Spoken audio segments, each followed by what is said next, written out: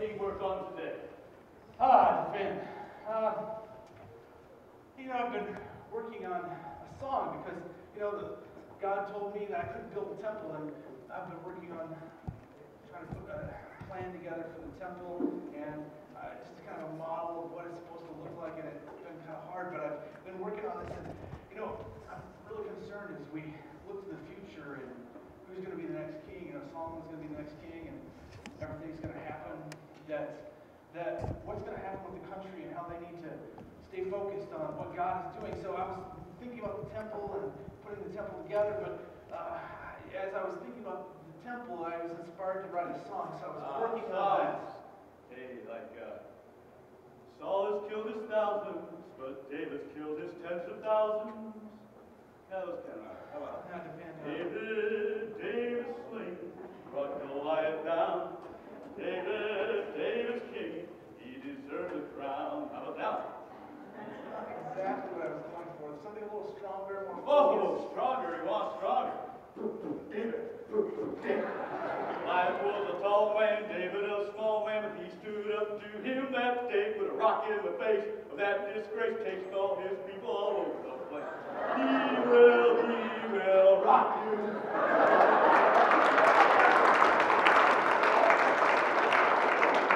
Now that'll get people cheering. They'll get him on your side, David. Yeah, that's the kind of song you need. It's not exactly what I was going for. Something we're more focused on the future and what God is doing. You see, the temple is an important part of what God's doing, DeVan, and I just want people to understand that and to look forward to that. I think people are caught up in what I've done in the past and what I've done to make this country right, but the future is where it's at, what God's doing in the future. And so the temple is just vital to how this is supposed to work out.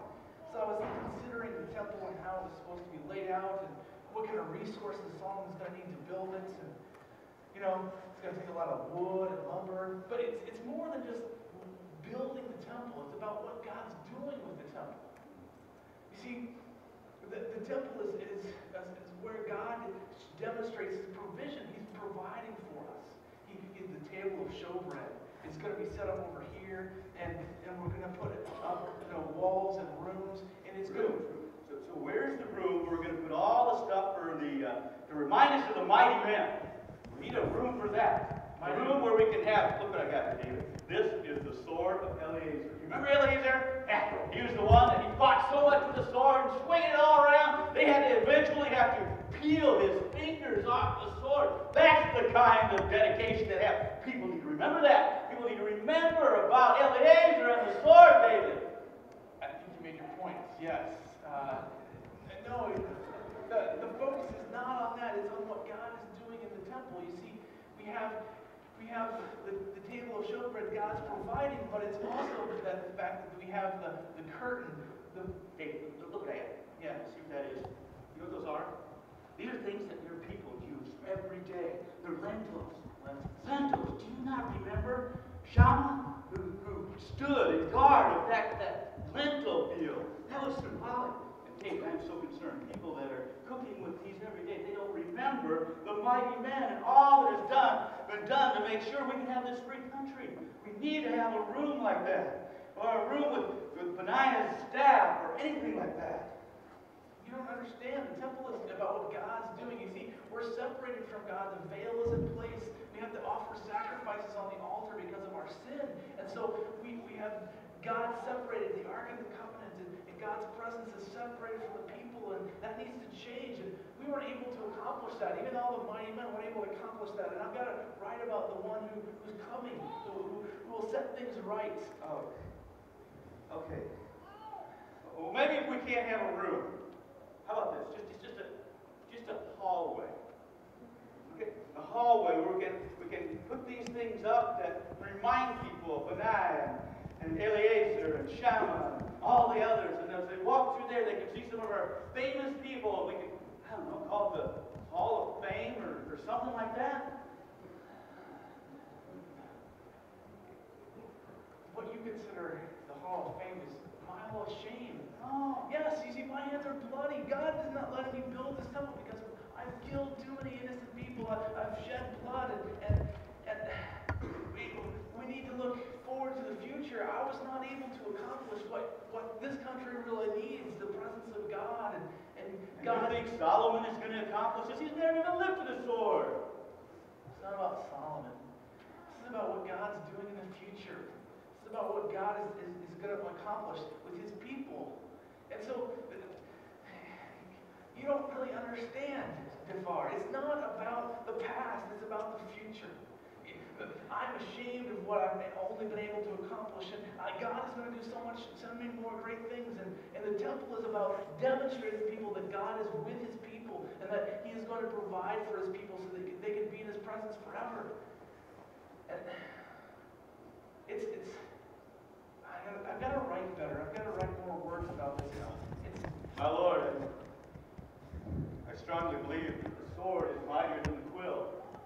I do believe you have something there. We could have these small little scrolls, simple words, pictures, but that young people can read and learn about the wonderful David. To be reminded, how about David heads for the hills, the story of a hero that's branded as a traitor, and he runs up into the hills, only to be chased by Saul. But once he's been stuck into a cave and backed in there like an animal, instead of acting in revenge, he extends a hand of mercy, a pure hand. And instead of taking Saul's life, just takes a corner of his robe. Now that would show what the merciful David is all about. Or how about this one? No gates too strong. Gates are good. No gates too strong. No. Oh, they said that David was like blind or lame people trying to penetrate these great walls. But yet, what did you do? You marched right through those gates and had the crown of that king placed upon your head. No gates too strong. Now, how about this one? Dancing with the ark. No, maybe not. Okay. But that's what they need, David. They need something to remind them of how great our country is. We would not be free if it wasn't for the flood and for the work of these men who fought to make sure we could have freedom. It's true that these men gave us freedom from but let me see the sword. Yes, my Lord.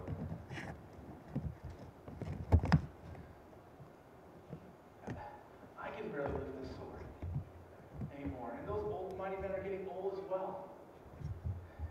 These mighty men can't protect this. They can't keep the glory going. It's about the King of Glory and what he's doing. Is this King of Glory going to be Solomon? Is Solomon going to protect us? I don't know exactly how God's going to do it, but I do know that it's not about the past. It's not about what God has done in the past.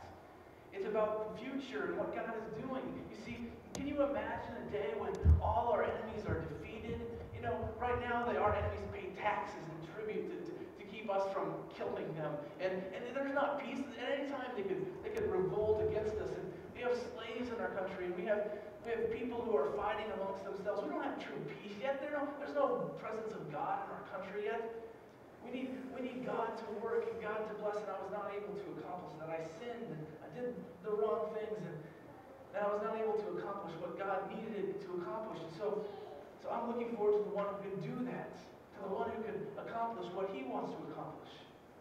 My Lord, you will always be my Lord. You will always be my Lord of glory. No. There is coming one. Can you imagine the day when the king comes and he calls out that victory is won and that all our enemies are defeated and everything is said, and he enters the city and then people are cheering and shouting with joy because the king has come and he's bringing glory.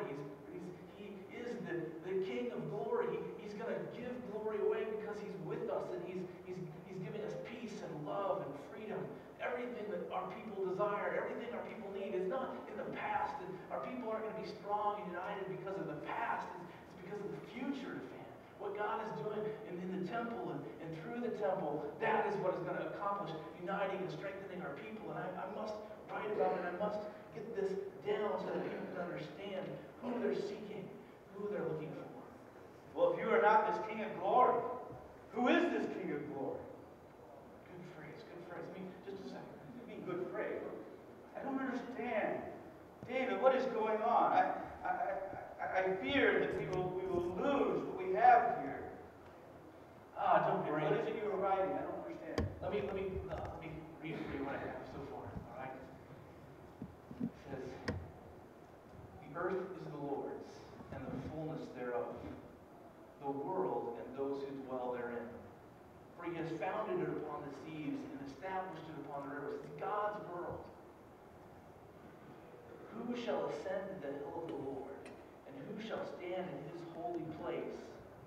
He who has clean hands and a pure heart, who does not lift up his soul to what is false and does not swear deceitfully. He will receive blessing from the Lord and righteousness from the God of his salvation."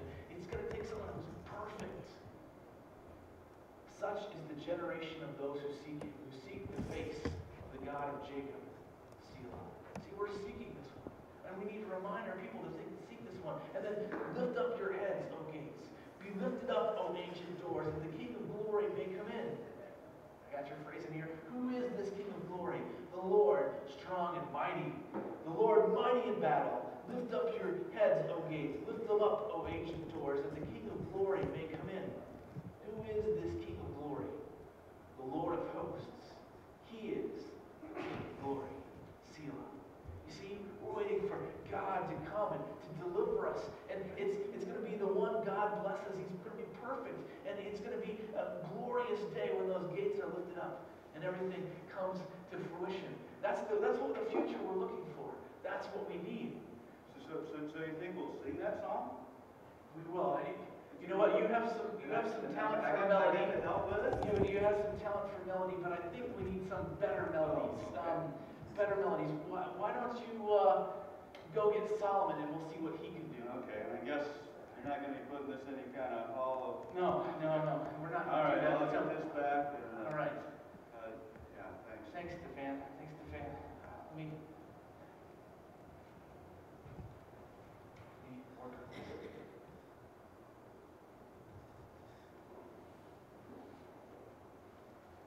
Now, obviously, that was just a imaginary setting, right? Obviously, there's no Philistine song about he will rock you, for sure. But if you can get the sense of Psalm 24, if you read through it, you understand that David is saying there's someone we're looking for. He says, "Such is the generation of those who seek him, who seek your face." He says, David is saying we're anticipating the Messiah coming. We're anticipating him coming. And this is that kind of season for us as well. This Messiah's come, but we remember that anticipation of the Messiah coming. And we consider and look at the fact that he is coming, and we build that anticipation in our hearts and in our lives with our activities and the traditions that we do. My question to you is are you really anticipating the Messiah? Are you anticipating like David did, what he stands for, what he's a part of? See, David's saying in Psalm 24 that the Messiah, first of all, is the Messiah who is wrapped up in representing God before the people, right? It says, "Who shall stand in his holy place?" The Messiah is someone who's going to represent God to the people. He's someone who's going to stand before God and represent God as far as what we need a mediator between us and God. And he has to be perfect. He has someone who has clean hands and a pure heart. Sometimes when we read, who shall stand in his holy hill, and if we apply it to ourselves, we say, well, I've got to have clean hands, I've got to have a pure heart. And I don't have that. Neither did David, right? He sinned with Bathsheba. He sinned in various ways in his life, and even at the end of his life, he ordered the numbering of the people and of the army rather than trusting God. David sinned in various ways, but he's saying there's someone who's going to come who can stand before God's presence for us. He can be the mediator for us. The priests were that in David's day, but they weren't perfect. In our day, we don't focus on priests too much, do we? We don't focus on that interaction between us and God. We tend to think of God as maybe our buddy or our friend or someone who answers our prayers. But we don't often consider that we cannot come into God's presence without someone to intercede for us, someone to stand in the gap for us. He is holy and we're not. He is righteous and we're not. He is perfect and we're not. And the only way that we can come into God's presence is because Jesus Christ came 2,000 years ago and died on a cross and rose again to stand in God's presence for us. Even right now, he's at God's right hand. So in our culture today, we tend to treat God as the prayer answer man. Okay, I'm going to go to God and have my prayers answered, or I'm going to see God answer my needs, or he's just the one who takes care of me. Or sometimes we're afraid of him, and we say, God, I don't know that I can come to you. I'm a bad person. I do wrong things, and the guilt of my sin is weighing me down. I don't think I can come into your presence. I don't feel like I can feel like you will answer me or listen to me at all. Both of those are responses in our cultures and in our hearts. But Jesus comes to stand in that gap, to be the perfect one, to take our sins upon himself. And he also comes to allow us to enter God's presence with boldness because our sin's forgiven, but also realizing that God is holy and righteous and it will not stand for sin. Christ is that person. And as we anticipate Christmas, do you look forward to the fact that here is the one coming who is going to stand in the gap for you? Stand in the gap to take care of your sin. Stand in the gap to answer your prayers. He is that one. He is the mediator between us and God. But not only is the mediator between us and God, but he is the one who is going to come to set everything right. He is the King of glory. The idea of that is that he is the one who has all glory. All glory goes to him because he deserves all glory for what he's accomplished. He is the King of glory. And David's kind of reporting in Psalm 24 the scene in his mind of the king entering in just as he entered into Jerusalem. And the gates opened, and he was the triumphant king coming in. There is coming still a day. We can, just like David, we can anticipate that day when Christ comes and he sets everything right. We're still looking forward to that. And so when you think of Christmas, do you anticipate and consider the fact that Christ the King is still coming? He's still not here yet. And we can look forward to that. But just as David rejoiced with that, the question is, do you rejoice in it? Do you stand back and do you rejoice in the fact that the King of glory is coming? Or are you like, well, God, stay away for a while. I've got to run my own life. I've got to do my own thing. I've got plans that I want to accomplish. Or do you really rejoice that the King of glory can come and rule your life and give you peace and give you love and give you freedom? Do you rejoice in that he is coming to rule your life and take care of you? Or are you standing back saying, you know what, I've got my own plans. I've got my things that I want to accomplish. David is saying, as the nation, they need to come together and rejoice that the King of glory is coming. The Lord of hosts. That phrase has the idea of the Lord of armies. He's the one who conquers. He's the one who delivers. He's the one who has all power. And he wants to be king in your life. Is that what you're anticipating at Christmas? Is that what you're looking forward to? At Christmas time, I read different comments or see different things online, and sometimes it seems like people just focused on the baby. Baby Jesus in the manger. We focus so much on that. Then it's important to remember the Christmas story where the kids are going to do that in a little bit. But that baby came not to be a baby forever, not to be remembered as a baby, but to be seen as King of Kings and Lord of Lords. Revelation 19 talks about him coming on a white horse with his eyes burning like flame and his tongue like a sword. That he is going to come and he's going to rule and he's going to judge sin. Do you look forward to that? Or are you afraid of that? If he's your mediator, you shouldn't be afraid of it. You should rejoice in it. And you should look forward to letting Christ rule in your life right now. You should say, Christ, come and rule and guide and direct because you're the king. Is that how you view Jesus Christ, or just the baby in the manger? As you think about your life and anticipating Christmas, how can you anticipate Christmas and remember that he's the one who's going to come and be the mediator? How can you remember that he's going to be the King of glory in your family, in your life? You can do it in various ways. It's spending some time reflecting and studying God's Word and remembering what he's doing in the world. Maybe it means going to a friend and saying, hey, I want to be reconciled because Christ is the one who reconciles us to God. And I want to restore our relationship. We're kind of at a rocky time. Maybe it's a matter of you, as you remember and reflect with your family, you take some time and you read the Christmas story and you say, here's the one who's come and he wants to rule our lives. And talk about with your family how he rules your lives right now. What do you anticipate this Christmas? Is it the King of Glory, the Lord of hosts, mighty in battle? Or is it just a time of season, a time of year when we consider, think about, oh, it's a great story, but it doesn't really affect my life right now? Or is it just about presence?